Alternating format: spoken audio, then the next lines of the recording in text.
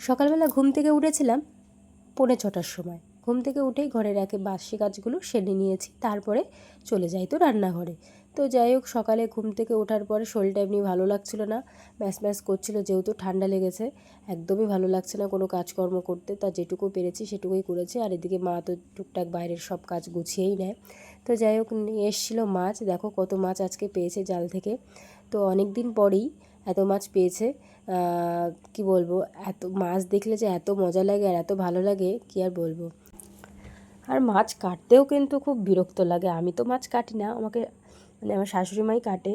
তো বসে বসে অতক্ষণ ধরে ছোট ছোট মাছ, বড় মাছের অসুবিধা হয় না, যে বড়গুলো থাকে, ছোট মাছ কাটতে খুবই বিরক্ত লাগে। তো দেখলাম বাইরেটা আকাশটা খুব একটু ভালো আছে, মেঘটা কেটেছে, এর জন্য ভাবলাম কয়েকটা জামাকাপড় কেচে দিই।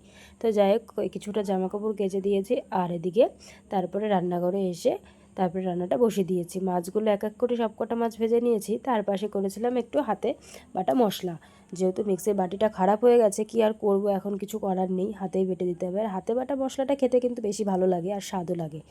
তো যাই হোক, এদিকে মাছগুলো ভাজা হয়ে গেলে আলুটা সুন্দর করে ভেজে, যাই হোক, মশলাটা দিয়ে সুন্দর করে কষিয়ে তারপরে জল দিয়ে দেবো।